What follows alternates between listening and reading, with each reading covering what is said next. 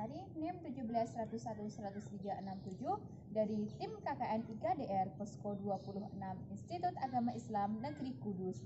Bila video ini bermanfaat, boleh dong dibagikan ke semua akun sosial media kalian. Dan jangan lupa like, comment, and subscribe. Terima kasih.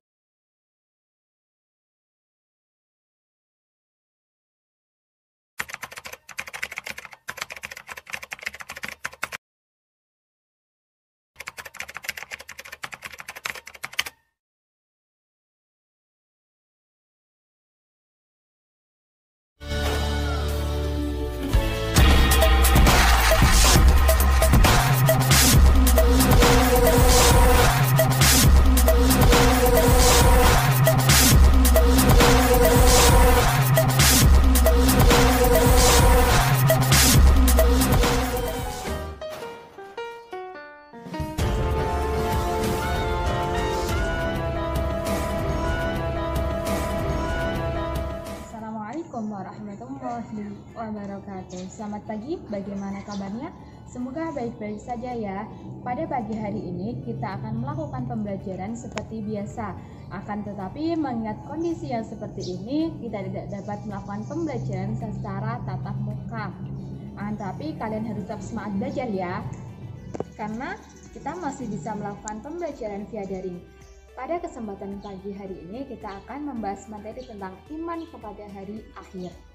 Sebelum kita mulai pembelajaran, kita awali dengan berdoa terlebih dahulu. Semoga wabah COVID-19 ini segera berakhir. Apa yang kita cita-citakan semoga lekas terlaksana dan mendapatkan ilmu yang berkah manfaat di dunia wal akhirat. Amin. Berdoa dimulai. Bismillahirrahmanirrahim.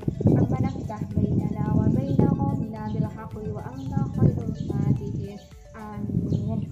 Kita absensi terlebih dahulu ya. Bagaimana caranya? Kalian cukup berkomentar di kolom komentar yang sudah disediakan di bawah ini. Format, nomor absen, lalu sebutkan nama dengan jangka waktu 1x24 jam.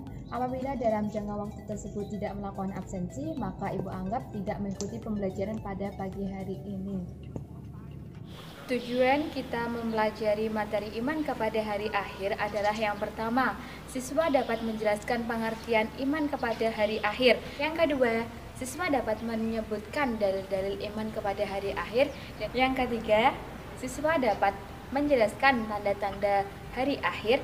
Yang keempat, siswa dapat menjelaskan peristiwa yang berhubungan dengan hari akhir. Dan yang kelima, siswa dapat menjelaskan gambaran hari akhir menurut Al-Quran. Sebelum kita masuk ke materi, yuk kita lihat peta konsep kehidupan terlebih dahulu. Yang pertama, kita berada di alam ruh. Di alam ruh ini, kita telah membuat perjanjian dengan Allah SWT, di mana Allah bertanya kepada ruh, yaitu Alastu birabbikum qalu bala sayyidna, yang artinya bukankah aku ini Tuhanmu? Mereka menjawab, betul, engkau Tuhan kami saksinya. Al-Quran Surat Al-A'raf ayat 172. Setelah kita membuat perjanjian dengan Allah di alam ruh ini, kita akan berada di alam rahim. Di alam rahim ini, kemudian kita akan terlahir ke alam dunia.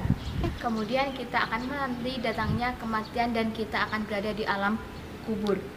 Di alam kubur ini kita menanti datangnya hari kiamat. Setelah datangnya hari kiamat, sampailah kita di alam yang terakhir, yaitu alam akhirat. Oke, langsung saja kita masuk ke materi. Yang pertama adalah pengertian iman kepada hari akhir. Apa sih pengertian iman kepada hari akhir itu? Iman kepada hari akhir adalah mempercayai dan meyakini bahwa seluruh alam semesta ini dan segala isinya akan hancur suatu saat nanti, dan mengakui bahwa setelah kehidupan dunia ini akan ada kehidupan yang kekal, yaitu kehidupan akhirat. Masalah hari akhir ini merupakan masalah saniyat, yaitu masalah yang kita percayai dan kita ketahui berdasarkan dari Al-Quran dan As-Sunnah. Yang kedua adalah dalil-dalil iman kepada hari akhir. A'udzubillahi minasyaitonirrajim. Bismillahirrahmanirrahim. Wa yauma yunfakhu fis-suri fafazi'a man fis samawati wa man fil ard wa man fil ardi illa man syaa Allah wa kullun atauhu dakhirin. Yang artinya, dan ingatlah hari ketika ditiup sangkakala, maka terkejutlah segala yang ada di langit, di bumi, kecuali siapa yang dikehendaki oleh Allah SWT, dan semua akan datang menghadapnya dengan merendahkan diri. Al-Quran Surat An-Naml ayat 87. Yang ketiga adalah tanda-tanda hari kiamat. Hari kiamat ini dibagi menjadi dua, yaitu yang pertama kiamat sugro, yang kedua kiamat kubro. Kiamat sugro ini merupakan kiamat kecil, yaitu hancurnya sebagian alam semesta seperti gunung meletus, tanah longsor, banjir, dan lain-lain. Dengan tanda-tandanya, yang pertama, banyak manusia yang bermegah-megahan dan melalaikan Allah SWT. Yang kedua, banyak ahli Al-Quran tetapi kelakuannya fasyik. Yang ketiga, sikap durhaka seorang anak terhadap orang tuanya. Yang keempat, ilmu agama tidak dianggap penting lagi. Dan yang kelima adalah zina mulai merajalela dan dilegalkan. Yang kedua, kiamat kubro. Kiamat kubro ini sering disebut dengan kiamat besar, merupakan hancurnya seluruh alam semesta dan segala isinya, sebagai awal dari kehidupan di akhirat.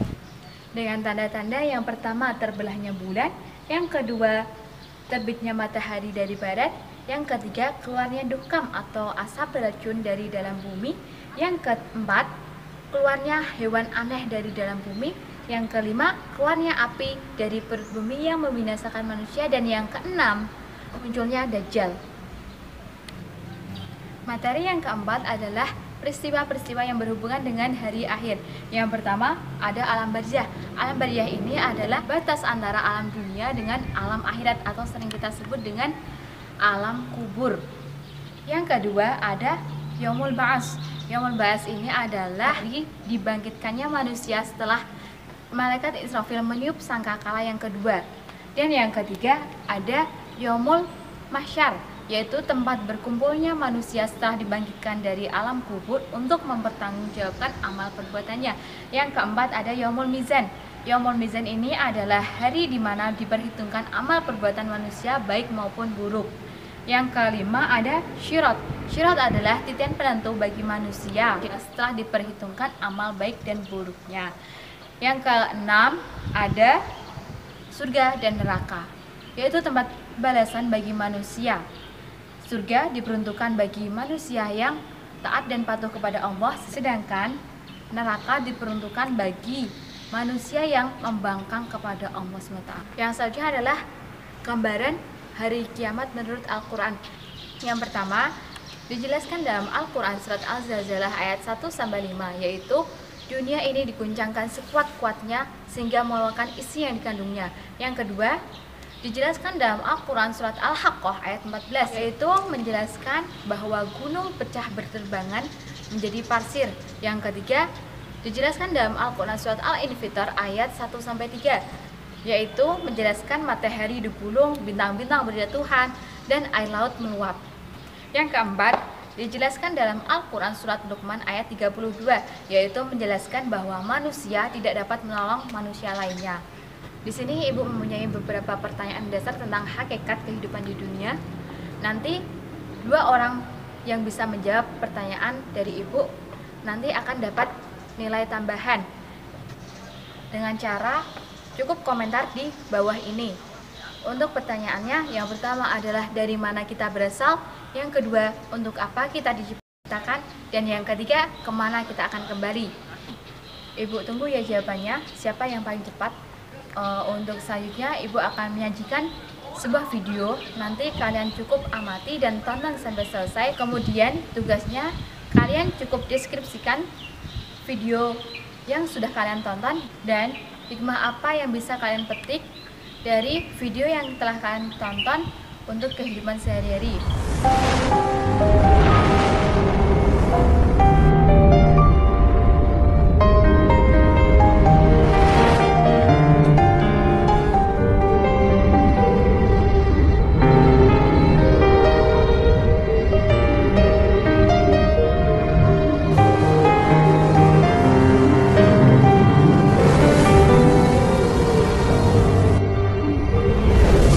Bagaimana kau merasa bangga akan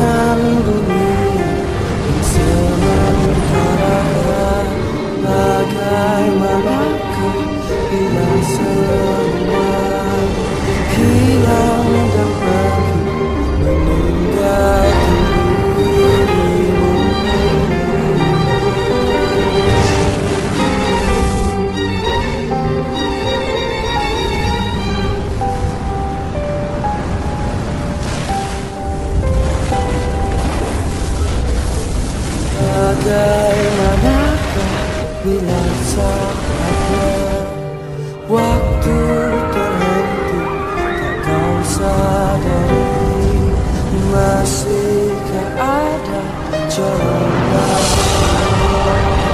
untuk